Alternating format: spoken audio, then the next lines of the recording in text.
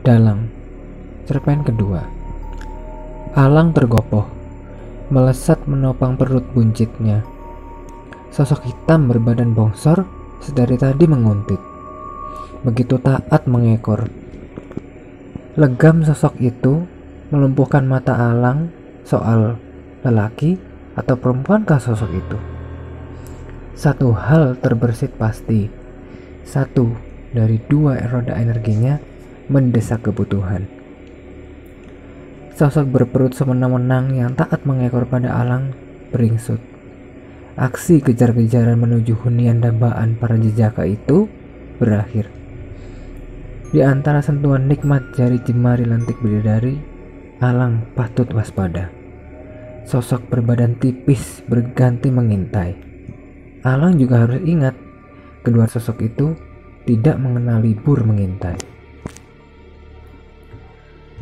Berbekal otak cerdasnya, Alang berhasil meraup atensi para elit, menjejalkan berbagai proyek ambisius soal tenaga nuklir dari patok kepalanya.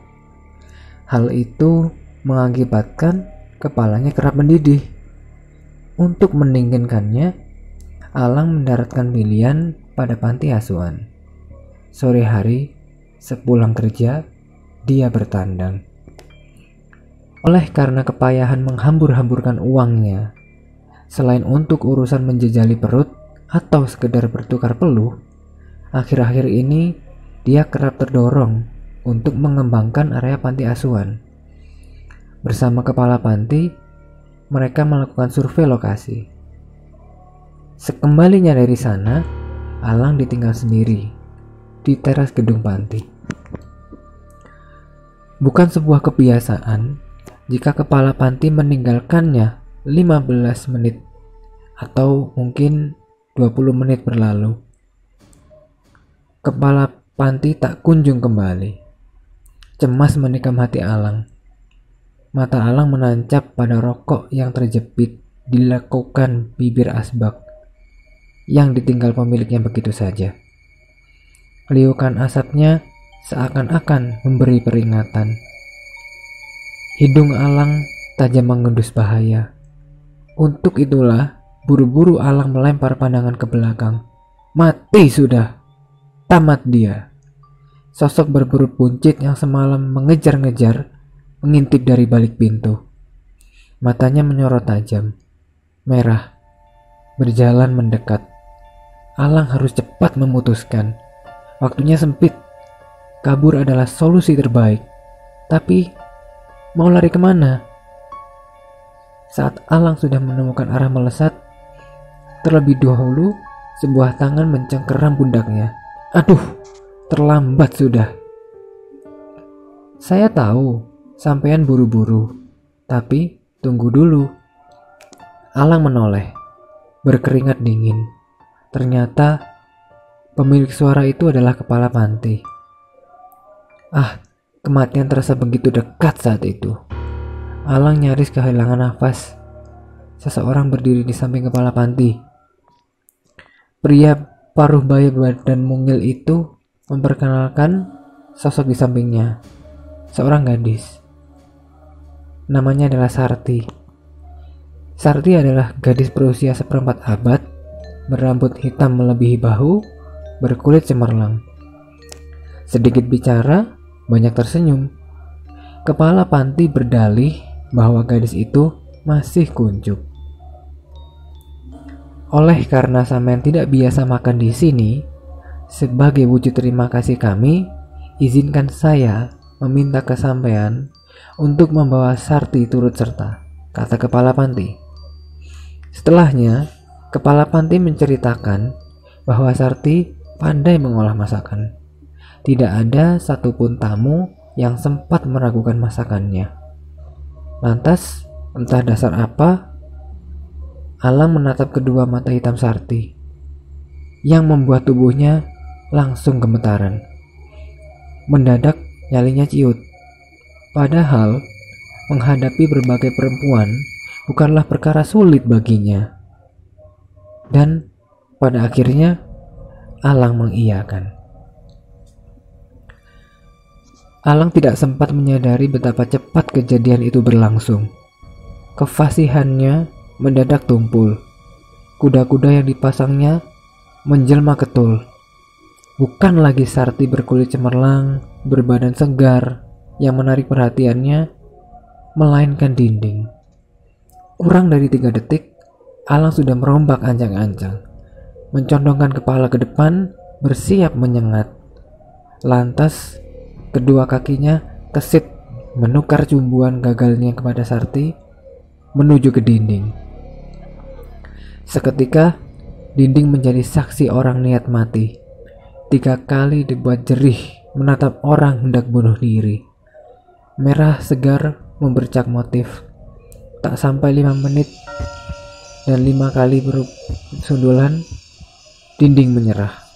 Tak sampai hati melihat kepala banjir seperti itu. Seusai Alang terhuyung jatuh, setengah sadar, Sarti bangkit dari telentang, menarik selimutnya ke dada. Sayup telinga Alang mendengar kalimat, "Hentikan permainan ini, dalang sialan." Alang hendak melompat bangun dari kasur yang dia tiduri saat dia menyadari bahwa ada besi baja mencangkum perut hingga pahanya. Keringatnya deras mengucur, wajahnya memutih. Benda apa ini? Pertanyaan itu tak terjawab, disebabkan matanya lebih dahulu dipaksa memelototi sisi kanan ruangan. Ruangan itu begitu muram, umpatan-umpatan mengukir dinding, ranjang yang amis. Seorang lelaki bermuka legam, berbaju terusan oranye, tertanam di sudut ruangan, menukar senyum. Lagi-lagi keterjutan itu belum sepenuhnya terurus saat Alang terdorong menoleh ke arah lain. "Hei, ada seorang perawat menarik perhatiannya." "Hah? Perawat? Bagaimana bisa?" Perawat berpakaian putih itu menancapkan pandangan pada papan sketsa, meneliti kertas di atasnya. Tepat ketika Alang mengedipkan mata, perawat itu lenyap, menyisakan bau anyir yang mengerutkan dahi. Menyadari bahwa tempat ini tidak beres, Alang bertekad kuat kabur. Namun, apa daya, besi itu melekat begitu rekat. Sekuat Alang mencoba bangkit, sekuat itu pula besi baja itu memaksanya bergeming. Jelang detik akhir sebelum Alang menyerah, tiba-tiba Sarti muncul di hadapannya. Akan tetapi, bukan Sarti dalam wujud terakhir yang dia jumpai, melainkan Sarti dengan mata menyala, tatapan menusuk, dan dahi terlipat.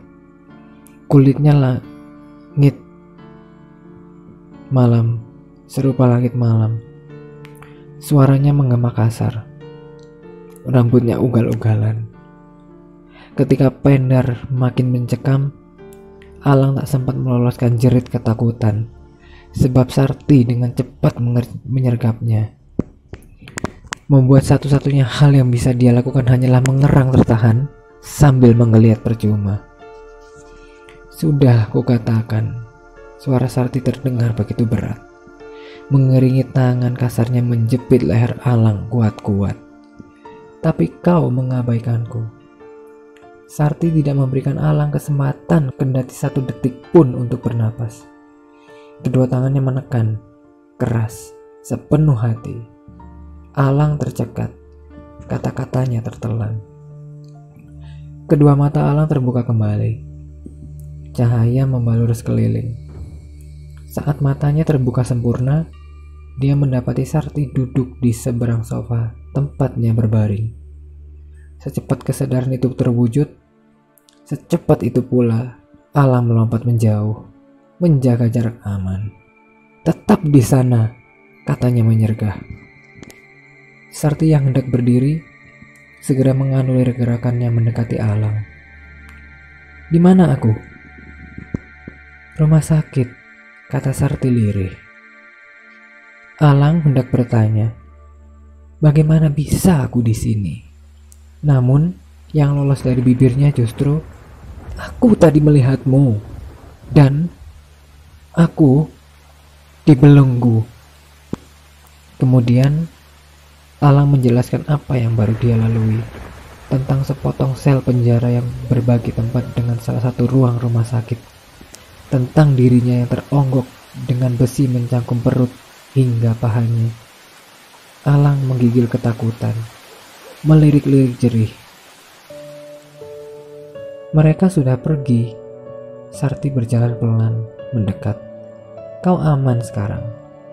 Tangannya lembut menyentuh tangan Alang. Bereaksi terhadap kehadiran Sarti, Alang menengadah, menukar tatapan teduh Sarti dengan nanar.